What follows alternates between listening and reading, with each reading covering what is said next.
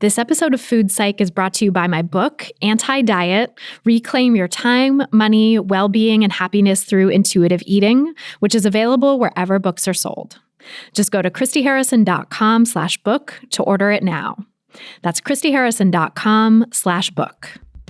Welcome to Food Psych, a podcast about intuitive eating, health at every size, body liberation, and taking down diet culture.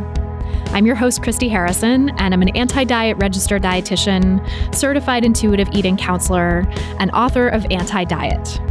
Join me here every week as I interview interesting people from all different backgrounds about their paths toward peace with food and their bodies. And by the way, on this show, we bleep out diet culture stuff like weight and calorie numbers, but we don't censor swear words or other adult language, so listener discretion is advised. Anti-diet revolution, we're for health at every size. Eat the foods you like. Food Psych. Hey there, welcome to episode 252 of Food Psych.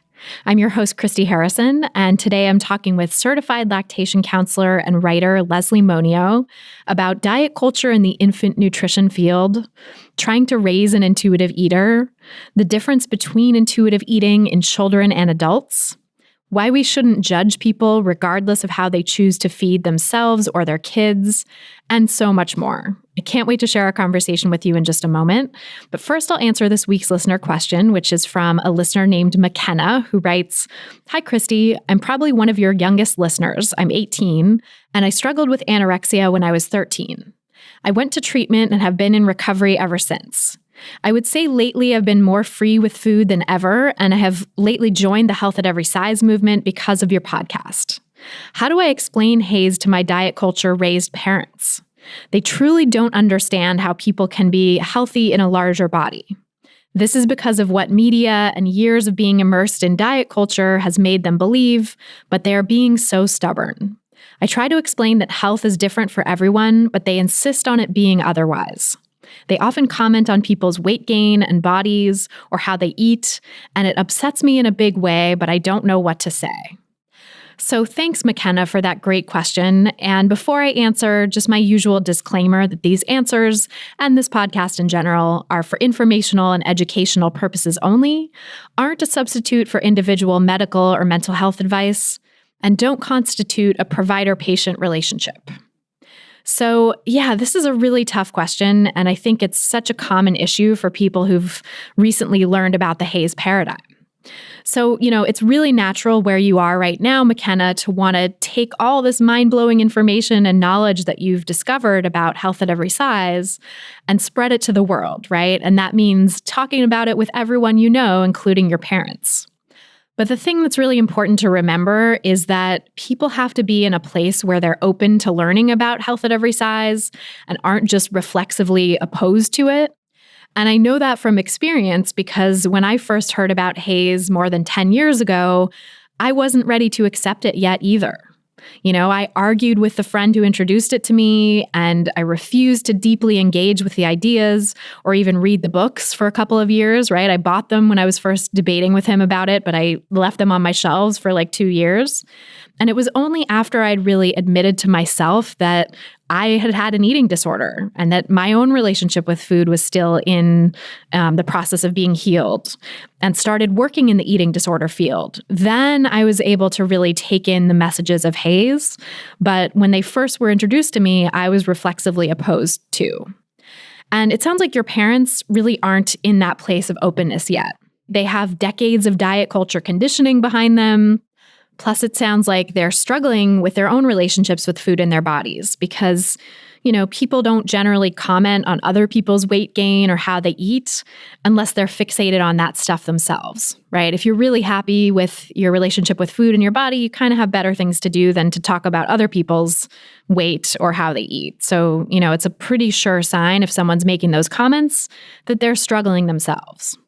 And so, I think it's really important not to try to debate with people who are in that place, who are really entrenched in diet culture, and not to debate them about the facts and the science, because their feelings and beliefs and disordered behaviors with food are probably preventing them from really being able to be open and engage with the information. And I get the sense that you also have a lot of emotion tied up in this, right? Which is so understandable given everything you've gone through in your own relationship with food. It's completely understandable and natural to feel emotional about your parents' comments, and them being so invested in diet culture. So what I generally recommend in cases like this is to stop debating about the science and the facts and instead address the emotions. Talk about the emotional impact that their comments are having on you. You can point out that it's unintentional, but when they comment on people's weight gain and bodies and how they eat, it actually harms your recovery and it stirs up eating disorder thoughts in your brain. And your parents already know about your history and your efforts at recovery over the years. And of course, they love you and want the best for you. So reminding them about your struggles with your eating disorder, I think is really the best way to go about these conversations, not to debate about the science, but to make it about you and your experience. And so just, I'd really keep it focused on that rather than on talking about other people's health or making it this abstract thing about the science. Tell your parents how it makes you feel to hear them do diet and weight talk, and then set boundaries around that kind of talk.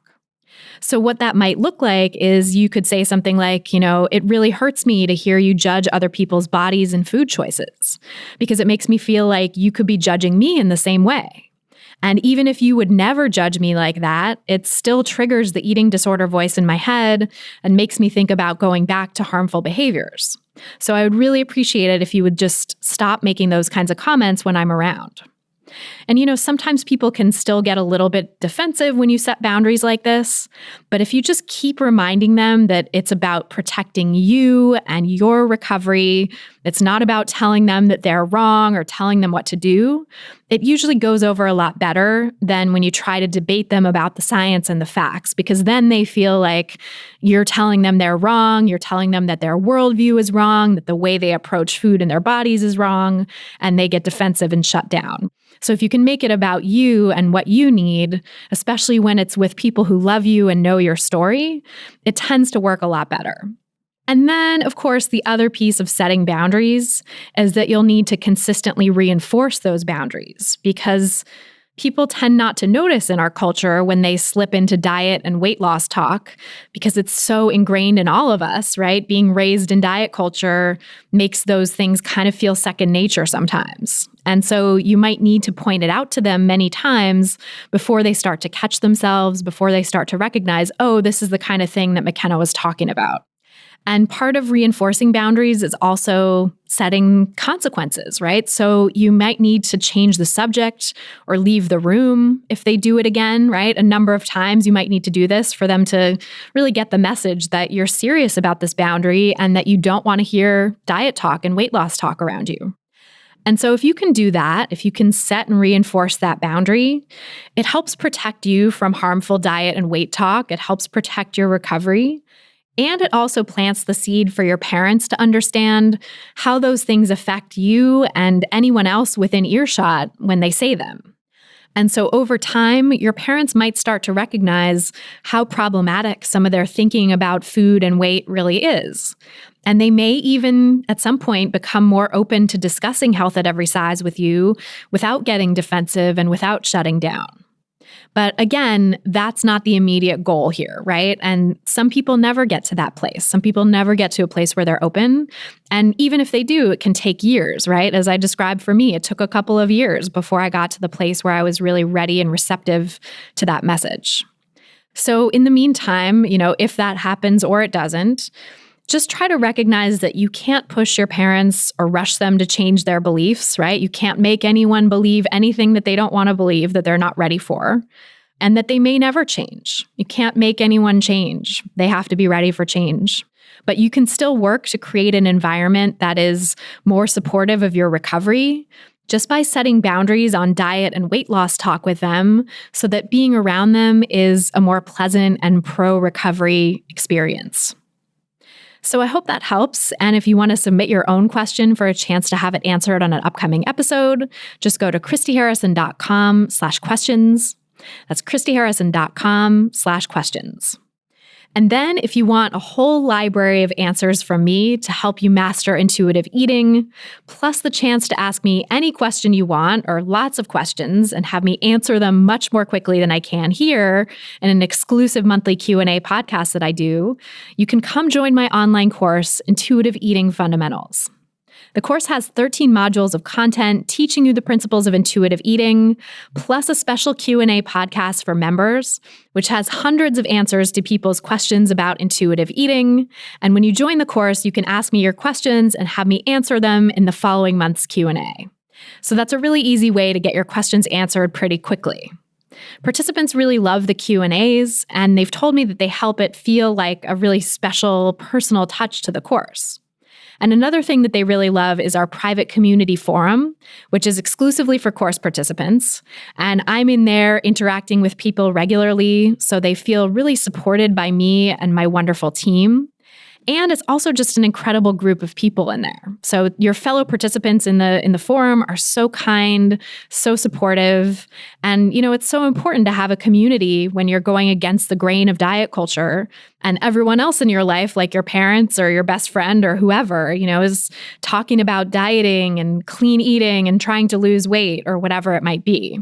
So we need communities where we can go for a refuge from all that diet culture stuff and really get re-energized to go out and fight diet culture some more, because it's a long and hard battle.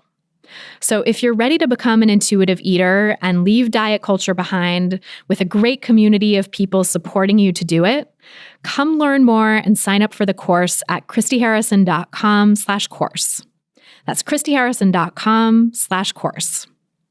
And now, without any further ado, let's go to my conversation with Leslie Moniot. So tell me about your relationship with food growing up. My mom was kind of a dieter, and I thought about it, in preparation for this, kind of just looking back, and I didn't have any food restrictions or anything like that as a kid. It definitely wasn't something like forced on me, but it was so prevalent in every adult woman around me. Just all my adult family members and my mom, it seemed, were constantly dieting. And my mom in particular, when I thought about it for a minute, I realized that my mom really had some disordered eating stuff. And I remember periods of time, especially when I was a young child, like 5 to 7, that's kind of hazy memory. But I do remember my mom just didn't eat a lot, like she just often didn't eat. My dad in particular was sort of a macho dude who, or faux macho dude, who really idolized a certain look in women. He had a ton of Playboy magazines around. He was the type of guy to really love going to Hooters, if that makes sense. And so this sort of Pamela Anderson, Jenny McCarthy ideal of what a beautiful woman looked like was also really prevalent in my head. So when we're talking about food specifically, to me, it's the food that we ate didn't match up with that ideal, really. It was sort of typical Midwest kid food. I grew up in the South, but my mom's from Illinois. So I grew up eating just a ton of tuna casserole and spaghetti and really easy, convenient, cheap kind of weeknight dinners. But I also had this idea that I should look a certain way. It wasn't until I was older that those two things became a problem and lined up, that I started to realize that the way I was eating, it didn't match what I was supposed to be striving for from a cultural expectation point of view. And I don't think anything that I was eating was wrong now. And in fact, some of it is my most favorite food and comfort food and stuff I feed my own daughter today. But I remember having a lot of resentment, especially in my teen years, towards my family for like feeding me this and me gaining weight and then this being my norm. And I grew up in the South too, which was like, there's a ton of fried food in the South, a ton of seafood, which is so delicious. And I'm still such a fan today. And when we had big family events, it centered around a lot of Cajun cooking, Southern cooking, like gumbo and po' boys and hush puppies and fried catfish and stuff. And that was sort of like what an Easter would be, or a Christmas would be. There would be a big pot of gumbo or red beans and rice or something like that. It sounds delicious. Yeah, and it was never encouraged for me to like not eat any of that. It took me time to catch up to that sort of culturally pervasive expectation that I not eat the things that I loved. And it sounds like you came to blame the foods for your body size later on. Like you came to think of like those foods as the culprit. And in order to shrink your body and change yourself, you needed to eat completely differently. Yes, that's a really accurate way to say it, actually.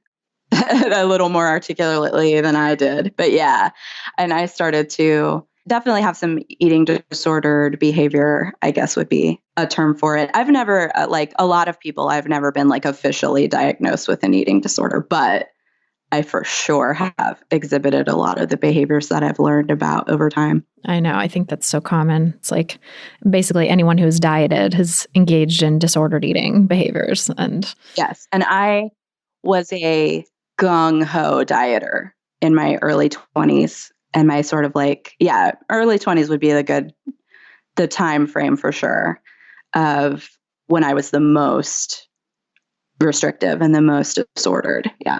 How did that start for you? So it began pretty innocently. I got the same message that a lot of people get, which is that like eating less or eating a different way is healthier. And my dad had a heart attack and he survived. He was fine. But I wanted to help him. And I read a book that was written by like a heart doctor. And it was a diet book. I don't want to say the name of it because I don't want to lead people to it. But it was essentially sort of advocating for a mostly vegetarian diet. If you had meat, it needed to be a certain kind of meat and very little of it if you had it.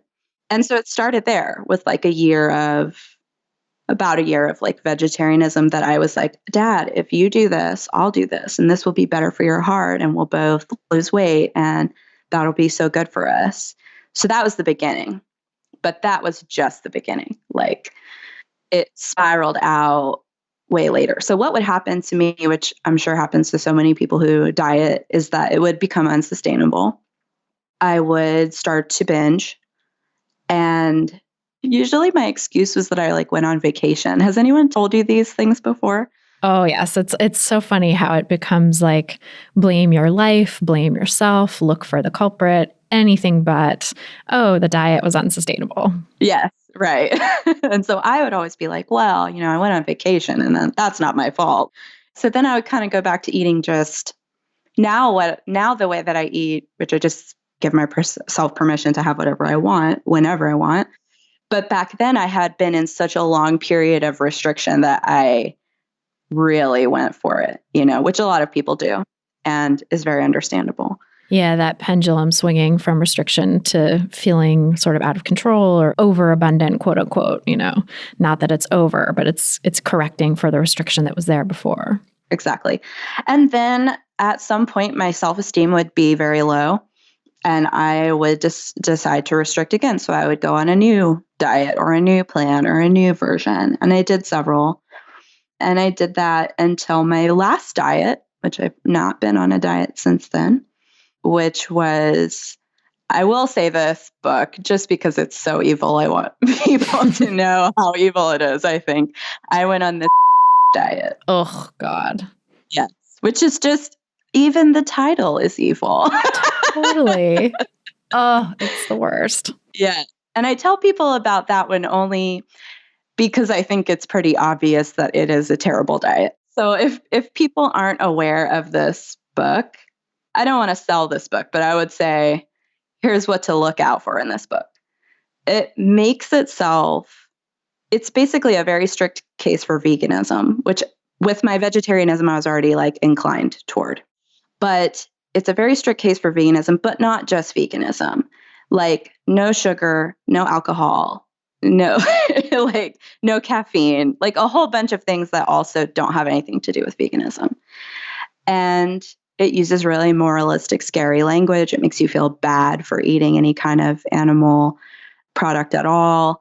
And it uses the most degrading language toward you. And if you hate yourself, you're already inclined to believe that, you know? And I really hated myself at that point in time.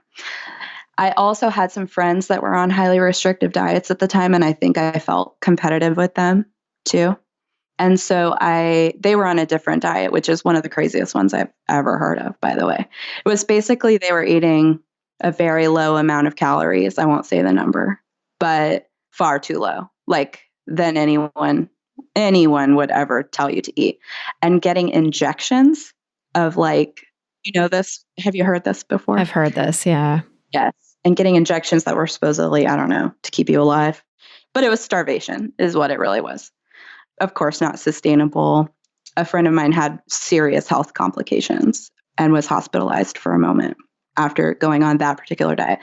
And we were all doing this at the same time and all feeding into each other and definitely very unhealthy. And then that became so unsustainable that I started secretly binging. So I would be eating like, as I say, like just plain.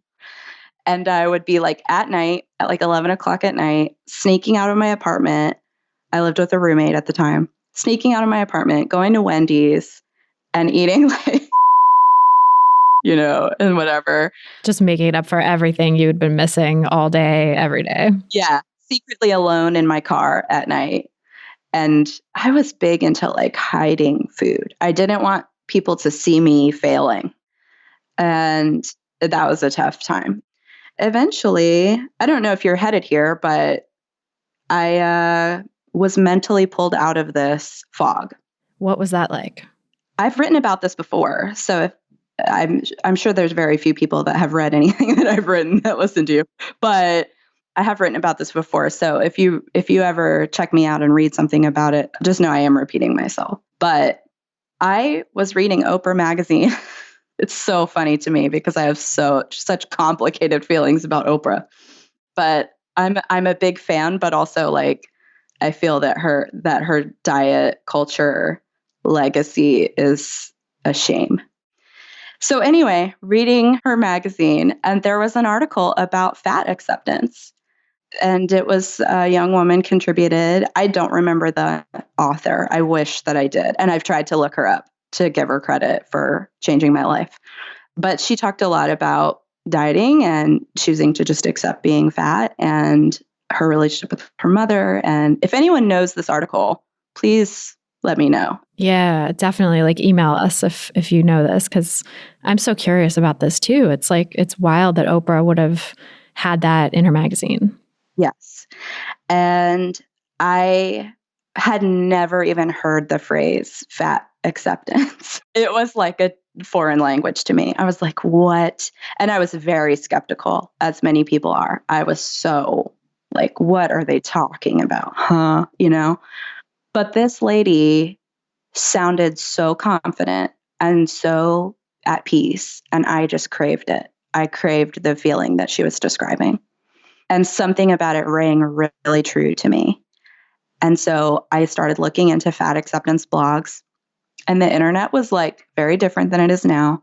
If you Googled fat acceptance now, you would get a lot of good information. But when I did this, it was like very subversive. And it was only written about on like a lot of people's private blogs. And mainstream publications weren't discussing it. There certainly wasn't a wonderful book out there like yours that was readily available. I think Intuitive Eating was out, but I didn't know anything about it. And it certainly wasn't like popping up in my Google search, you know. But I started reading these blogs, and I give a lot of credit to Kate Harding. Are you familiar with Kate Harding? Yes. Oh, love her. Her blog, Shapely Prose, which is shut down, but still has the FAQ. You can still go read the frequently asked questions on Shapely Prose. And reading that fact, that was it. I never went back. I absolutely became health at every size, intuitive eating, give myself permission to eat anything. It freed me completely. That does not mean that I never regressed. I did. And I've had several times over the years where I've regressed. But what do they call it in like Alcoholics Anonymous? Oh, relapse. Relapse. Yes. That's what I would call it. It was like a relapse for me. They say relapse is part of recovery too. Sometimes the process has to involve that regression, that circling back to kind of know for sure that you don't want to do it again. Yes. And I could point to different points in time where I've recommitted. But that for sure was like the starting point, and it's something I've been passionate about. And I talk about it to anybody. I was talking about it at my daughter's little best friend, her little 5-year-old best friend at her birthday party. It's so honestly like so many of these women at these birthday parties are like, what planet are you from? But it came up and I was like, well, get ready for the soapbox, guys. I mean, that's awesome that you're able to talk about it anywhere, because I think it can be daunting and some people don't have that sort of gumption to do it. But I think when you can do that and talk about it in places where people need that information, because who doesn't? It's really planting seeds for everyone. It's like it's doing such good in the world. Yeah. I think a lot of moms will relate to this, being at the kid's birthday party and other moms talking about feeling guilty about the food that they're eating at the kid's birthday party. And that comes up all the time. And I go to a lot of kids' birthday parties because I'm a mom of a 5-year-old. And it's for sure, it's really prevalent for whatever reason, in particular at kids' birthday parties. And yeah, that's because it's prevalent in the culture, I'm sure. But I don't know why it always kind of triggers me when I'm there. And then I end up talking about it. Yeah, I feel like the food rules that people are following in their day-to-day lives temporarily are put on pause at kids' birthday parties, but then people have all kinds of feelings about that and they get really in their feelings and can't stop talking about it. Well, and I think also in particular, you feel maybe judged by other moms. Like maybe the spotlight is on you, that you need to sort of say this is not your norm for some reason, like so that other people don't think less of you or judge you or something. Right. And especially if you're marginalized in other ways, especially if you're already fat, there's that added piece of like the weight stigma that people are likely to come in with that you've probably experienced in life and sort of know to look out for. You're trying to like head that off at the pass, maybe. Yeah. And I use the term fat for myself, although I'm not sure everybody would. For me, I think I have a degree of thin privilege, but for me, I use it. That's what my lived experience has been. I absolutely recognize that it's not the same as people who are in larger bodies than me. But yeah, that's what my experience has been. And when I have used it, oh my gosh, that is so triggering to people who don't know anything about, health at every size or diet culture. Like I remember a very thin friend of mine who had never heard anything about it. I said that about myself, and I was writing about it in a really, like, I think articulate way, in a way that explained what I meant. And she kind of came after me online. She was like, you should never say that about yourself. It's an insult, ... And I was like, not the way I'm using it. That's not what I think her intention was to try to make me feel good, but it took a minute for her to hear me on what I was saying. Yeah, the fact that she believes that that's an insult is like, it really shows where she's coming from. Yeah, exactly.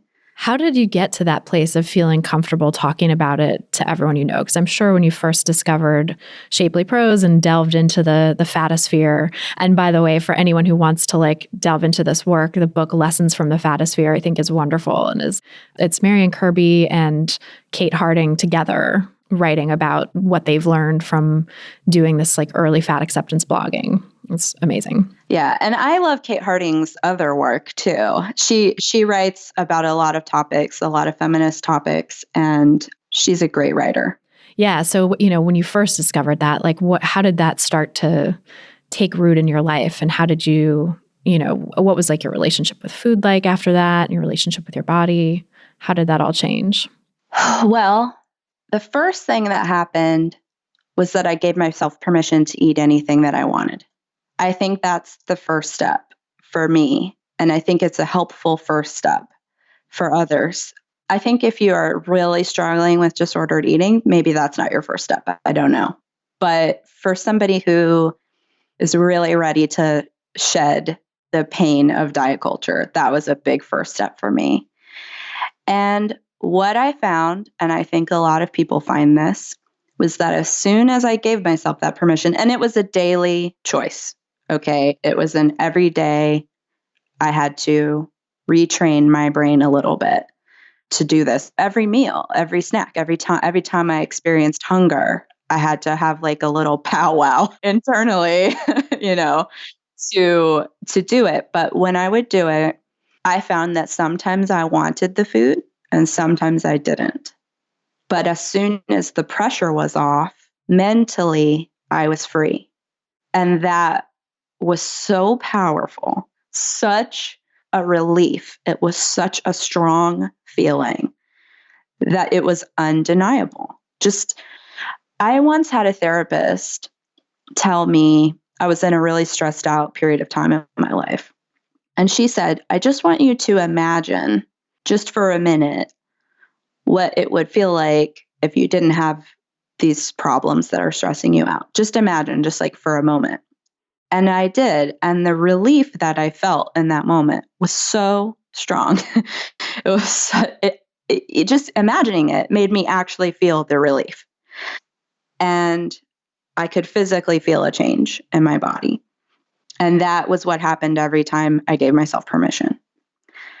So that was the first step for me. And then as far as body acceptance goes, it changed a lot. I started to dress differently. I started to dress in ways that I had wanted to for a long time, but had denied myself permission to dress. And I felt more beautiful. I felt happier. What I found was that everything in my life changed after my thinking changed. All of a sudden, I don't know what exactly it was. I don't know if I really was just getting more attention from men or if I was noticing it and it had always been there, but now I was noticing it or accepting it or whatever. But I felt like it started raining men. And I'm not saying that should be everyone's reason, but for me, it was very influential. And I really craved a more fulfilling love life. And that happened. And then I started to notice things like my body is so similar to my mother's body. It's so similar to the body of all the women in my family. We all look really similar, all my aunts, my mom's sisters. And I realized that none of them looked like Pamela Anderson or Jenny McCarthy or whatever this idea was in my head of like that I needed to look like a Playboy playmate. And I look like them. We have a similar body type. Like, I think this is just what I'm supposed to look like. I think this is just what my body wants to be. And then I also heard somewhere a really good thing that helped too. And I also did a lot of therapy. That helped too. But the thing that I heard was we can never actually fully see ourselves and know what we fully look like. Because most of the time, if we are seeing ourselves, we're only seeing ourselves in a mirror or in a photograph. And it's just not physically possible for our eyes to see ourselves at 360 degrees most of the time. So you can't ever really know. And if you don't ever fully, completely really know, and I know this is a little woo-woo, but it helped me. And I don't know if it might help someone else. But it basically, it changed one big thing, which was that it made me go, okay, I have a choice here. I have a choice. I can choose to keep believing that I am ugly and worthless, and that's one choice. Or I can choose to believe that I'm beautiful and have tons of self-worth and am a wonderful person and am a good-looking person. And that choice makes me feel better. So why not make that choice? It just simplified it. It was like, oh, I am making a choice when I am engaging in negative self-talk. And another good moment I had, which had nothing to do with my weight or anything or the way I looked, was I was in New York. I used to live in New York, and I had my Metro card out to get on the subway. And I dropped it and I went, oh, you fucking idiot. Like, so harsh. And because I was doing this good emotional work and sort of changing my brain a little bit at the time, I caught myself and I actually noticed it and was aware of that moment. And it felt so harsh and so mean and so angry and so uncalled for. And it made me think, if I saw anyone in the world drop their Metro card, I would never say to them, you fucking idiot, ever in a million years. So why am I saying that to myself?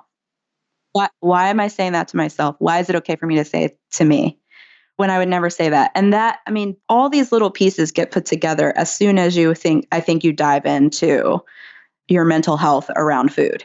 It puts more puzzle pieces together than just the issues with food, you know?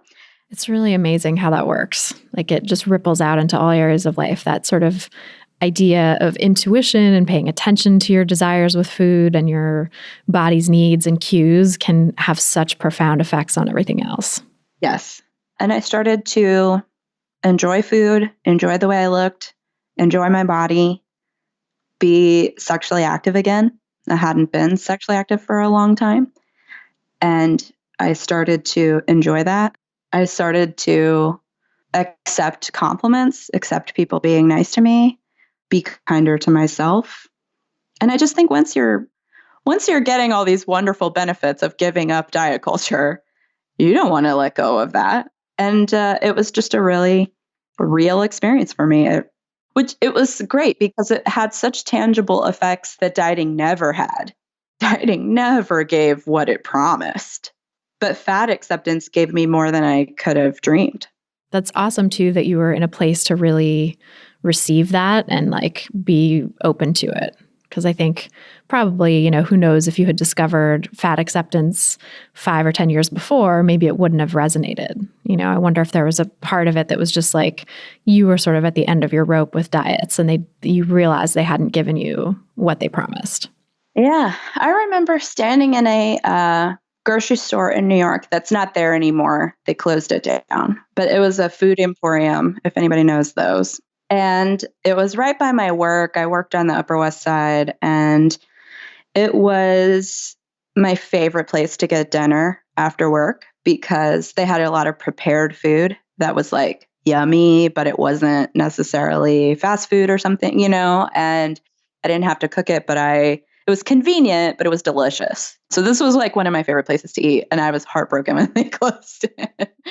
But I remember one night in sort of a place of relapse, somebody in my apartment was going on a diet, and I don't know why, but I decided to do it with them. Was it one of those like lifestyle changes where you're like, oh, it's not about the weight loss, it's about my health? I mean, I can't even remember. I don't know. I think somebody wanted to eat vegan for a week or I don't even remember, honestly. I have no idea what it was. And I was like, oh, I used to be vegan. I can do that. I don't know. It was just a weird moment of relapse, but it did all the things that it was designed to do, which made me feel horrible about myself. And my body responded to the restriction, and so did my brain. And I remember standing in the grocery store, staring for 30 minutes at the dessert case and wanting to get a piece of cheesecake and mentally just beating myself up over it. And I stopped and I was like, what are you doing? You know better than this. You are a grown woman. You can have anything you want. This is your money. This is your pot. This is your mouth, your stomach. You can have the cheesecake if you want it. I can't tell you if I got the cheesecake or not because I literally don't remember. But I do remember that was it. Like that was the end. I was like, okay, this week is over. I'm not going to do this anymore. So even that like tiny little foray, that dipping your toe back into diet culture waters just was like, no. Yeah. So just about a week of that. And it might not have even been the full week. I don't remember. Just going there at all brought me straight back into disordered stuff and mentally unhealthy stuff. But then I was able to stop it. Thank God, thank God I was able to stop it, and I felt better, and I felt the same rush of relief, and I felt more powerful after that, because it was almost like a weird test. And I got to the point where if I started to think about dieting, I could recognize that as, oh, something else is going on. Like, I need to check in with my therapist. What are my feelings right now? What's going on in my heart? What need is not being met? What am I feeling? It became such an obvious, oh, I feel out of control in some way. That's why I'm thinking about dieting. That's such a useful signal. Yeah. And I learned to just, oh, wait, hey, I'm thinking about going gluten-free or whatever for no reason. Why am I considering that? Oh, okay. Maybe it's because I'm stressed out with my boss who I feel doesn't respect me, or whatever the situation was. Yeah, people could really take a cue from that for sure. And I talk about this with my clients and online course participants a lot, is getting under what that means. Because definitely it can feel so real, and it can feel so much like I have to do this for my health, or I have to do this because my body is just completely out of control / too big / whatever. And certainly experiences of weight stigma can make it feel that way, can make it feel like that really is the thing.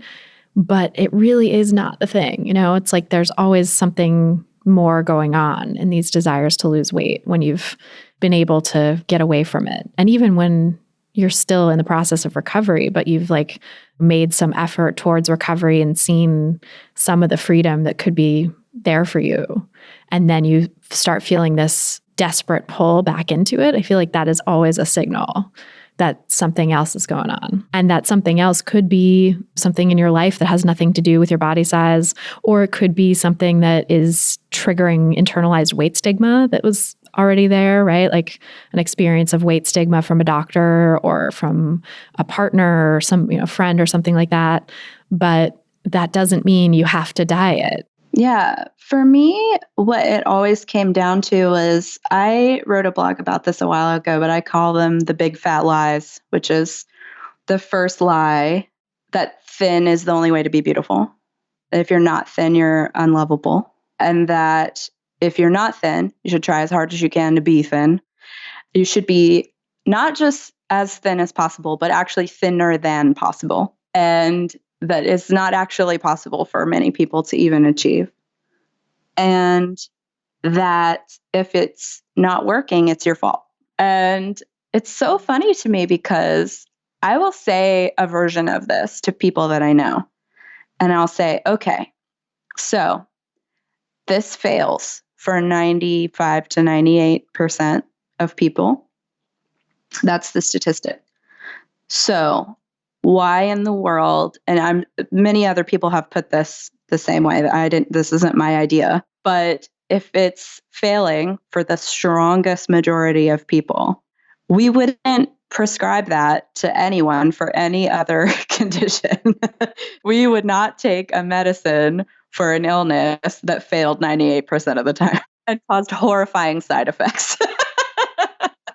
We just wouldn't do that. And for some reason, it's still hard for people to hear. And I think it's just because it's a really powerful message coming from the other side that we've all grown up with. But I do think it's getting better. I do think there's a long way to go, which is why I talk about it. I don't know why I'm confident talking about it. You asked that earlier. I'm not sure if I really answered that. I think I'm just confident because I am a kind of a loudmouth. Once I get my hands on an idea that I think is true, I have to talk about it. I'll give a lot of credit to you too. And I think the first person I heard the phrase from, self-compassion, came from you. Oh, wow. And that really rung true. And so that's my strategy. Am I being hard on myself? Self-compassion. Am I judging myself or others? Self-compassion. Am I thinking about dieting right now? Self-compassion.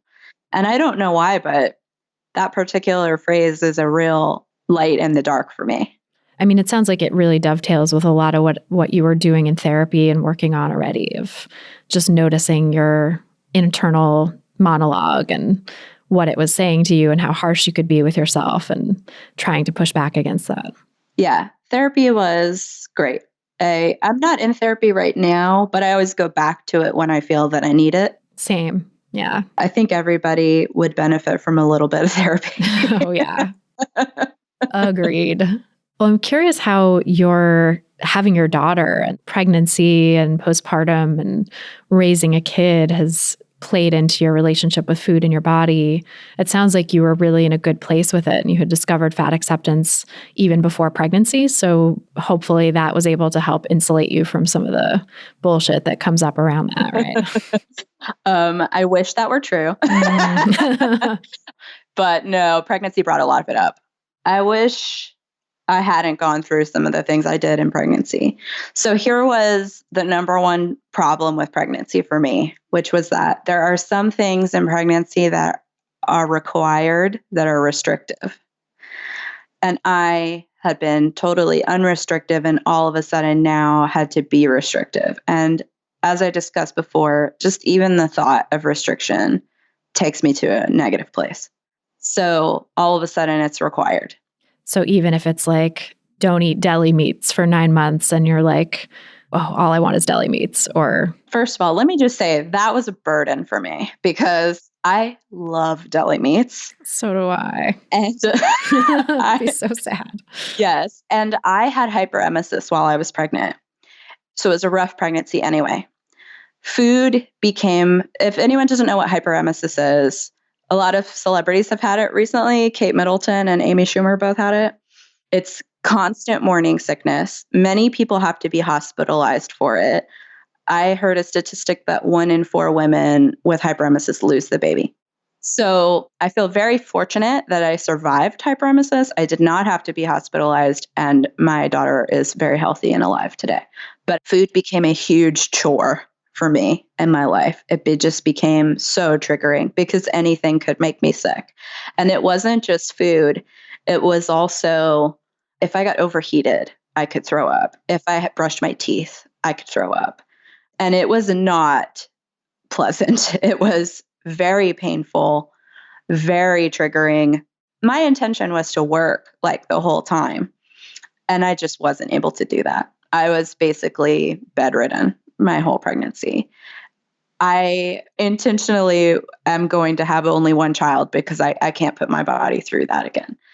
I've thought a lot about having another child at some point just because I love children. And I sort of think it would be nice to give my daughter a sibling. But if I do choose to have another child, it will most likely not be through a pregnancy. I don't think that I could handle it again. And where I started with this, with the deli meat, was that when I was like a singleton in New York in my 20s, I would go out drinking a lot. My hangover cure was like a sandwich from a bodega, like a turkey sandwich or a ham sandwich or something on a roll was like my hangover cure treat. I just loved having that. And now I'm throwing up all the time, feeling like I'm hungover all the time because of the nausea and the vomiting, and can't have that. Can't have that comfort food. And there are controversial opinions about that. Some people think you can have deli meat.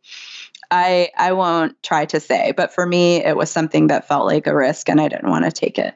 The particular risk that people talk about with deli meat or cheeses or things from the deli is listeria, which listeria a lot of people will experience in their life, and it might not really harm them at all, but in pregnancy, it can be fatal to the fetus.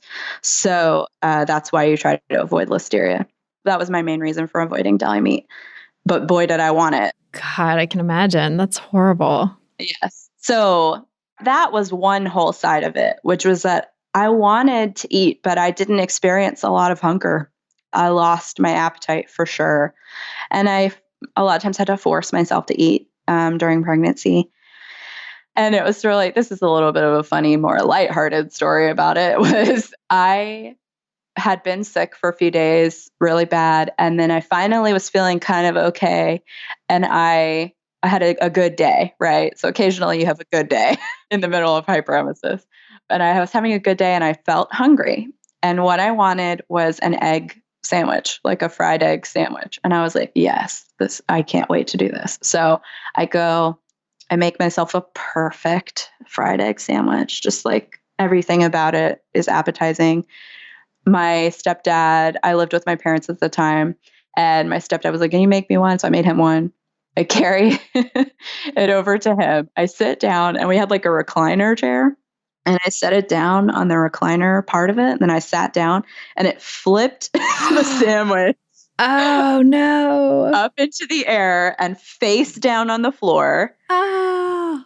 And this is like a fried egg sandwich, so there was no saving it. It's like all runny and just floor everywhere. There was no 5-second rule happening. No. By the time this happened, my stepdad is like halfway into his. Okay. Oh. And he looks over at me like mid-bite, like his eyes like pop open like super wide. And I screamed and started just like bawling, just like wailing, crying. And he kind of sort of gestures to me like, do you want this one that I'm eating? And I was like, no, I don't want anything. I can't. I was so upset. Lost it over the egg sandwich. Oh, it was so just sad. It was so devastating. Especially when it's like you don't want to eat or you're having to force yourself to eat, and then finally you're hungry and you're excited about something. Yes. Yes. Ugh. Yeah. So that was my main experience with pregnancy. When I got into my experience breastfeeding, that was a whole new ballgame. Yeah. What was that like? I chose to breastfeed because it was free. And I'm still a single mom, but I was a single mom with no income. I had not been working the whole time because of my hyperemesis. And I knew I was going to get child support at some point, but you don't have child support on day one. So I was writing at the time. I was making a little bit of money blogging. And that was it. That was my whole income. And I was living with my parents, and I just wanted to be able to feed my baby for free. And now I know a lot about the reasons to breastfeed. And this is a really good reason that a lot of people have, which is that you can afford to breastfeed because you don't have to pay for it. And I knew that formula was expensive. So that was my main reason. And I took a breastfeeding class, not really knowing much about breastfeeding at all, by the way. And I took a breastfeeding class, and it was very persuasive to breastfeed. And it made me feel like it was really important. So that was like a bonus. like the initial reason was, okay, I'm going to have a free way to feed my daughter. But the second reason was that there were quote unquote health benefits. So I chose to breastfeed, and I started doing that, and it was a largely positive experience for me. I had some challenges in the beginning, as most people do. The first few weeks of breastfeeding can be really challenging for most women. Not everybody. I talk to moms all the time in my work who have I call and they're like, it's great. Everything's going fine, So I don't want to make it a general blanket statement, but for a lot of women, it's very challenging in the first few weeks. And there's a lot of reasons for that. There's many reasons why breastfeeding might be hard, why it might not go perfectly. For me, my daughter had a lip tie, which is where the upper frenulum of the lip goes very far down to the bottom of the upper gum. And it makes it difficult for the baby's lip to flange out, which makes it difficult for them to get good suction at the breast, which is pretty key to getting good milk transfer. And so we had to work really hard to get through that.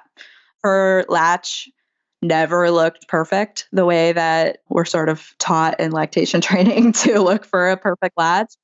I sort of have learned now that there's rarely a perfect latch. It rarely looks like the picture of what it's supposed to.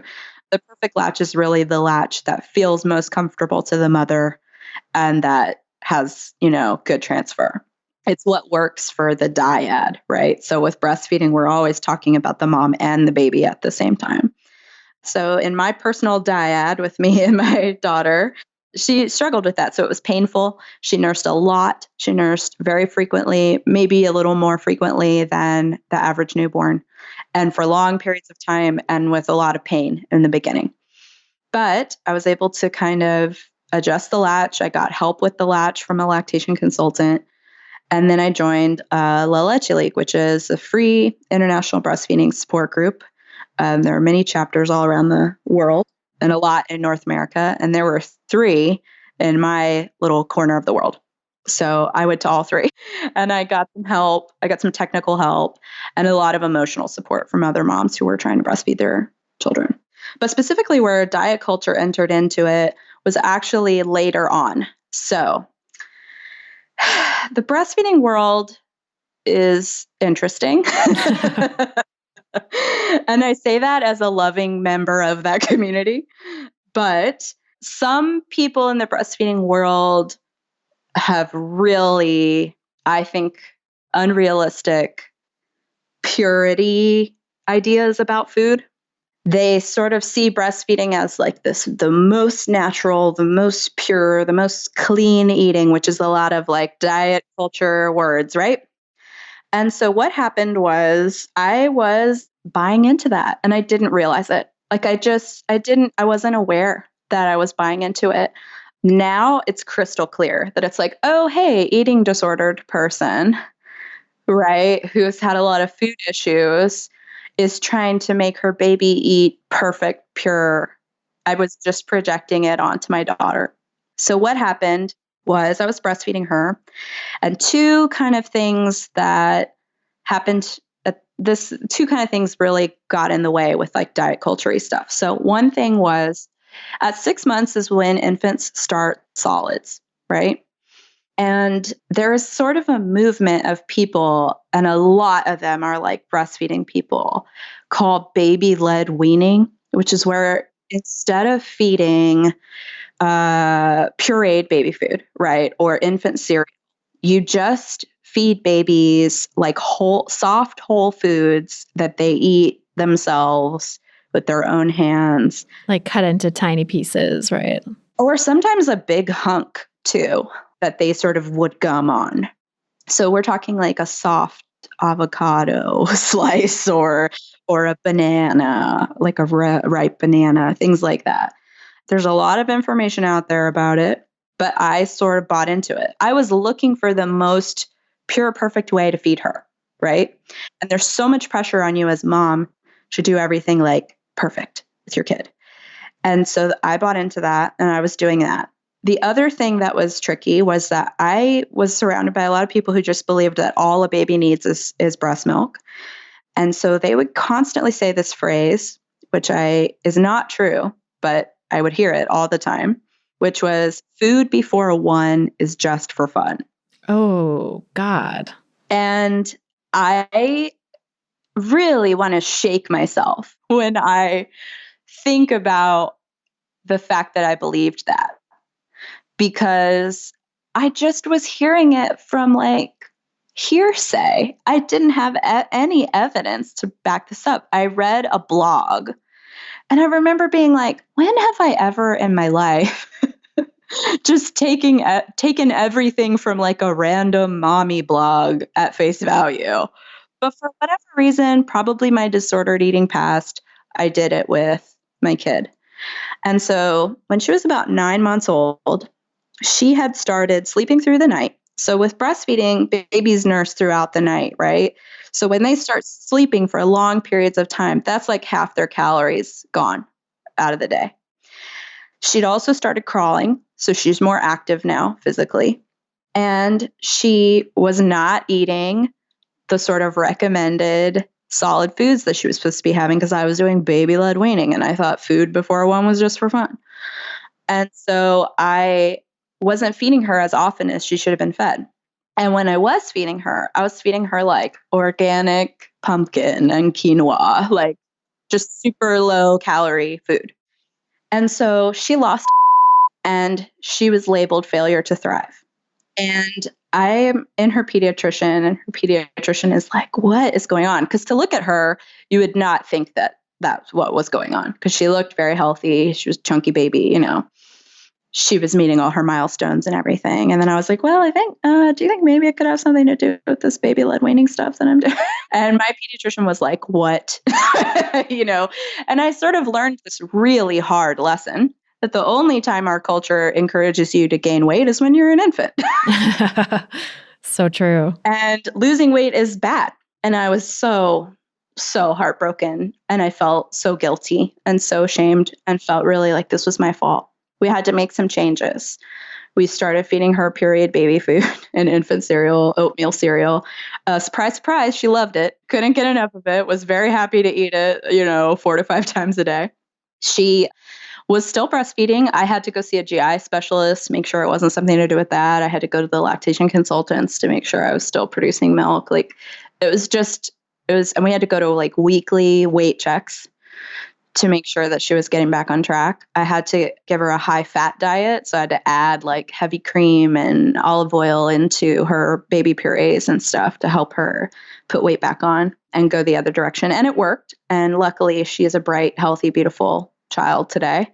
But that whole sort of crisis that I went through as a mom was so rooted in this idea of clean eating and purity culture. And that was something I really went through. Oh my God, I bet. I mean, it sneaks up on you. I think diet culture in this day and age is so sneaky. And I talk a lot here about the wellness diet and this way that diet culture masquerades as wellness and fitness and quote unquote clean eating and purity and health, where it's really from the same belief system that created Jenny Craig and Snackwells and all of that. We're getting now clean eating and some implementations of baby-led weaning. Because I know people who've done that from an intuitive eating and anti-diet place, and it hasn't been a problem. But I think there's so much out there that is diet culture version of if they're going to eat food, have it only be the most whole, pure, blah, blah, blah, Yes. Can I just say something about intuitive eating with kids too, by the way? Yeah. I think this is the hardest thing to navigate as a parent because, okay, so when you're feeding your child before the age of 6 months, it's not as if there's some big, huge, wide variety of foods to feed your kid. It's either breastfeeding or formula. So that becomes very black and white to a lot of people. It's which one is better? Because there's only 2 choices. So even in diet culture, there's a wide variety of thought. You can go the huge spectrum from keto to vegan to whatever, right? With totally different rules, to clean eating to the wellness diet. There's a whole wide variety. But when you're just feeding your infant, there are only 2 acceptable choices, right? Are formula or breastfeeding. So it starts there. And then you get to feeding your child and you just feel an enormous pressure to feed them the right way. And then as they grow a little bit older, you can introduce a huge variety of food into their lives. But it's so hard to allow your kid to be truly an intuitive eater in the way that an adult would be, because they rely on you for preparing their food from infancy. It's not as if they are making the choices at the grocery store and they're making the choices in the kitchen nightly. The best version I can give of that to my daughter is, here's what we have. Here are the choices that are acceptable for tonight. And I think that that's so hard. And I understand why baby-led weaning would feel like it's intuitive eating, because it seems a little bit more led by a child's hunger. You're still making choices for them. And I'm just doing my best as a mom to give my daughter choices and to respect them without giving her an influence of this is healthy or this is unhealthy or what have you. But it doesn't matter what I do because the world influences her too. So even though I don't use words like this candy is unhealthy or whatever, other people do. And she picks up on that and she brings that to our dinner table every night. And she's 5, and I don't make food a moral thing. I don't choose to use that language around it, but she hears other people do it. And she's only 5.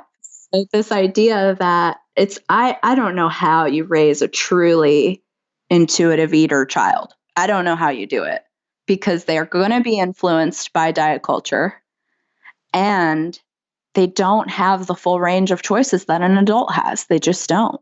If anyone knows how you do it, Yeah.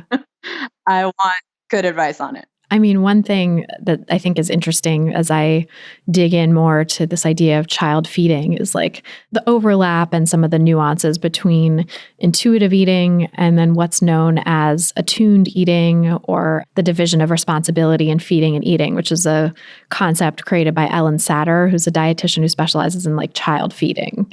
And her idea of the division of responsibility is kids can't really be responsible for purchasing food or deciding just on a whim what they want to eat. So basically, the parent is in charge of that stuff, of like what the food is going to be and what gets served and what gets purchased and all of that, taking into account the child's desires and the child's, interests and stuff.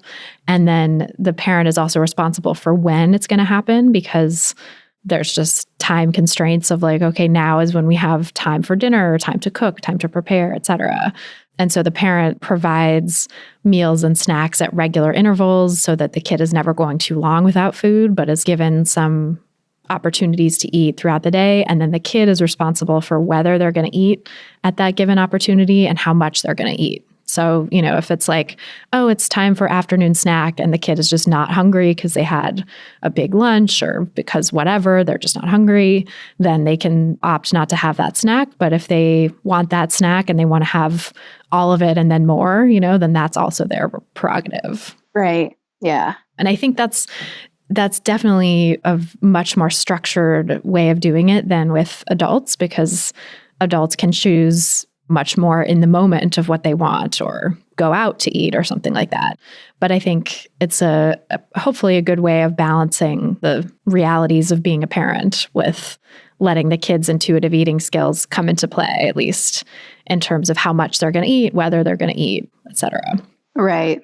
I tend to lean toward that. Yeah, for sure. There's no, you have to finish this. There's nothing like that in our house. Yeah. And in that sense, I think kids are really intuitive eaters. And it's interesting too, because noticing the way my daughter eats, I feel like has taught me a little bit about intuitive eating in general. She's so good at eating when she's hungry and like tapering off when she's satisfied.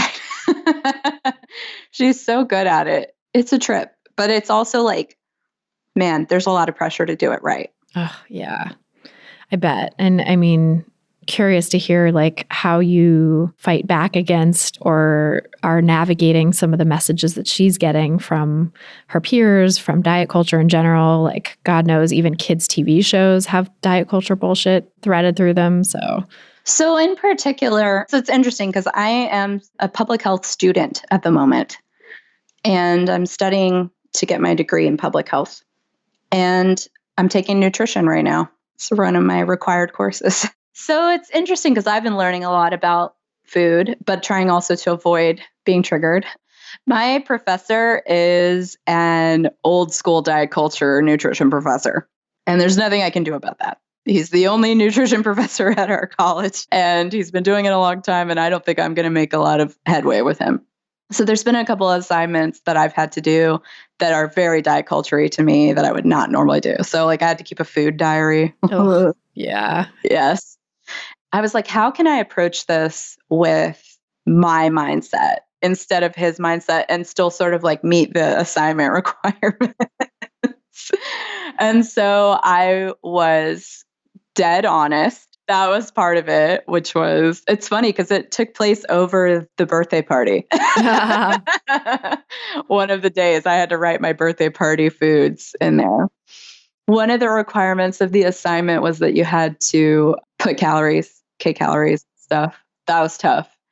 But I was just honest about it. And then the part where I felt that I had control was that we had to write paragraphs about what we thought, this is so diet culture, what was our best day what was our worst day, and then how we could improve. It's so interesting too that language is in there. I mean, I think about when I took the same class, the nutrition class with the food diary like 10 years ago, it was definitely similar language. Like there's, like recommendations for improvements and Yes. blah, blah, blah. But it's like, ugh, that shit is still happening. It's so frustrating. Yeah. So thank God I know better. All these other people in my class may not know better, but I felt I had control over those last paragraphs. And so I basically said, I don't think that I had a best day or a worst day. I think these are the foods that I ate. Here's the breakdown of the macronutrients in them according to the AAMDRs or whatever. And I talked about it from just a neutral point of view.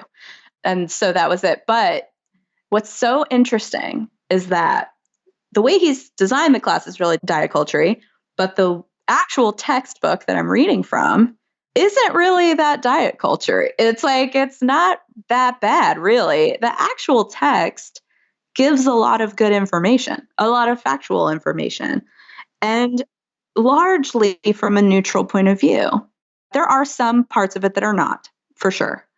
But when Elsie's my daughter, when she asks me questions lately, I've been like, well, actually, the Snickers bar or whatever that you're eating is not unhealthy. It's full of carbohydrates and protein, and those are macronutrients. And I'm sort of trying to take like a neutral scientific approach, which is explain what the food is, what it does. This is fuel for your brain. Even in a Snickers bar, like we can find good elements to that. I always say all food has nutritional value. There's nothing that is like empty of nutrients. Right. And so I just talk about it with her from a neutral, scientific way as much as I possibly can. And I am clear with her. I say this often. I say there is no bad food. There is no unhealthy food. There's just this food is a little different than this food. And this food might make your body feel this way. And this food, if you eat a lot of it, might make your body feel this way. And I said, but it might not. And we don't know. And you have to listen to your body and what your body feels. If you start to feel a tummy ache from a certain food that you're eating a lot of, maybe it's time to drink some water. I try to just come at it from like, how do you feel? And I don't say no. I don't really have food restrictions.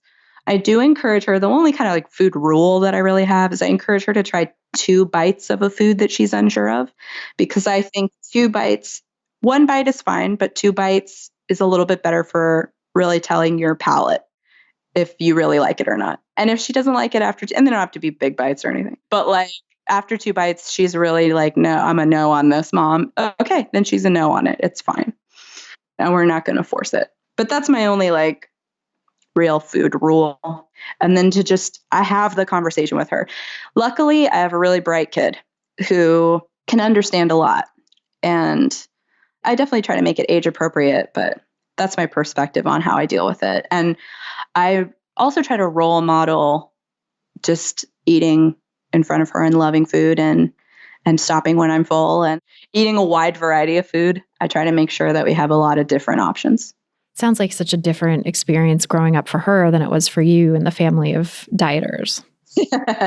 Yes. And I'm really body positive, right? So like, what's really funny is I grew up, I don't know if I should go here or not, but my mom walked around our house naked all the time, right? Okay. Like if she was getting out of the shower, this was her house. And I have actually taken that on from her. It's not like a purposeful thing, but it's like, I'm getting dressed. It's okay if my daughter sees me. So she's seen a lot of body stuff that I just think is normal. She said things to me before like, Mommy, you have a really big belly. And I would just say to her, yeah, I do have kind of a big belly. What do you think about that? And then, in a typical kid way, she would be like, I love it. It's so cute. And she does a lot of comparison, right? And she's pretty interested, as a lot of little girls are, I think. She's really interested in when she's going to get bobas, which is what she calls boobs. And this is really funny. We were just like channel surfing one day and she saw the Dallas Cowboys cheerleaders show.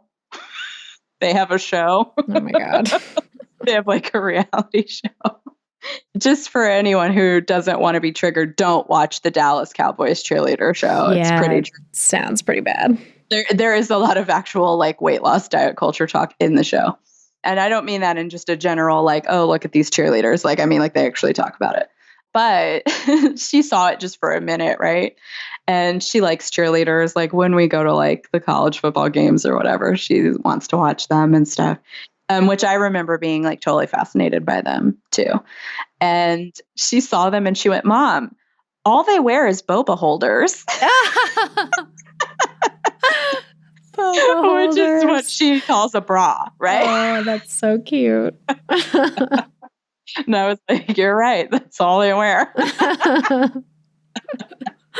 Boba holders. Oh my God. All they wear is boba holders. She sounds very observant. It's really cute. I love her made up words. I never correct her, which I don't know if that's the wrong or the right thing to do, but they're so cute that I can't help it. Oh, it's adorable. I'm like, don't ever lose your adorable, cute stuff. And then you also do some work as a lactation consultant, right? So I'm curious to hear quickly a little more about that. Sure. So I'm actually a certified lactation counselor, not a consultant. Gotcha. But it's okay. So how I started is I work for a state agency. I started as like the entry level, just beginner breastfeeding peer counselor, which is just a mom who has breastfed, helping other moms and support them with breastfeeding. And then while I was working for my agency, I got my credential and then got promoted to a level 3.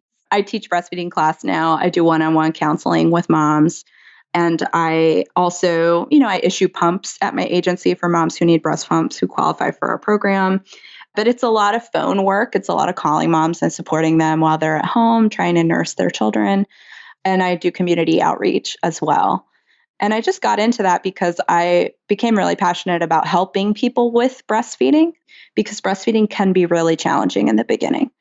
And when I would go to La Leche League, there were so many moms struggling with it that my heart went out to them and I felt so much compassion for them that I really wanted to do everything that I could to help. And so I had a friend who worked for my agency who helped me get that first job. And then, while I was working there, I just became even more dedicated to it. The moms who are in my program, they would qualify through my program for thousands of dollars worth of free formula over the course of their children's lives. But they are choosing to breastfeed and forego that. And they're pretty dedicated to it. And I want to help them in any way that I can. And that's really awesome that you're doing that too, because I can imagine diet culture is so prevalent in lactation consulting. And so to have someone like you to sort of push back on that is great. So there's a couple of things that are there. Like one thing is there's judgment from both sides. So a lot of like from the, I guess, sort of formula feeding camp, judge breastfeeding from a sort of, I find that it comes from like a judgment of public breastfeeding a lot and a judgment of the way women use their bodies and this view that women's bodies are purely sexual and that there's something wrong or gross about breastfeeding. I have spoken to a lot of people who kind of want to breastfeed, but no one in their family is supportive of it for those kinds of reasons. And then from the other side of it, there's sort of and I think this is really just sort of like, forgive me, but the wealthy white lady woo-woo section of the breastfeeding world that judges formula feeding moms and judges them for not feeding their kids perfect nutrition in their eyes. And neither side is right. Neither of those extreme points of view are correct. So when it comes to breastfeeding, I think any woman who wants to breastfeed her baby, there are many great reasons. There are many practical reasons, health reasons, personal reasons to breastfeed your child. And anyone who wants to do it should be able to legally do it and be as supported as possible. We should have paid maternity leave in our country. We should have laws that protect moms who are pumping at work. I'm very passionate about that. On the other side of it, I think that from that other angle, right, of this purity notion, diet culture notion of breastfeeding, we need to have a lot more compassion. there's a reason that formula exists. And it's because if you look at the history of breastfeeding, at some point in history, everybody was breastfed. And then if you look at the history of it, around the corner of the Industrial Revolution, women had to start working. And what was happening? Their milk supply was going down, and they weren't able to feed their babies breast milk because they were separated from their babies for hours and hours at a time. And this put physicians in our country into a panic. Physicians were actually the first ones to start like developing infant formulas to try to meet the needs of these malnourished and starving babies. And what happened like before that, right? So then the formula industry kind of takes off. It changes over the years. We could get really far into that. Women going to work, feminism in the 70s. The 70s is like the lowest rates of breastfeeding in our country ever. And that's been slowly changing. But why is that? It's because women are working. Women are outside the home. They're separated from their infants a lot. And breastfeeding is made more challenging when you're outside of the home. It just is. It's just a fact of it. Okay. Or extended breastfeeding is long-term breastfeeding. So before formula was developed, either if you had problems breastfeeding, and breastfeeding's always been complicated, by the way. It's not like it's a new thing that the first few weeks of breastfeeding are tricky for a lot of people. So what would have happened is someone in your community, your sister, a neighbor, someone else would have wet nursed your child for you. They would have breastfed your baby for you. Or if you were wealthy, you might have had a servant breastfeed your child or a slave. And there's a long history of slaves feeding their wealthy white slave owners' children while those women went off and did whatever they were doing that wasn't being a slave. And if there was no wet nurse available, no servant, no slave, babies were either fed a poor substitute like cow's milk or goat's milk or something like that. Or like in Russia, there was like a carrot soup concoction.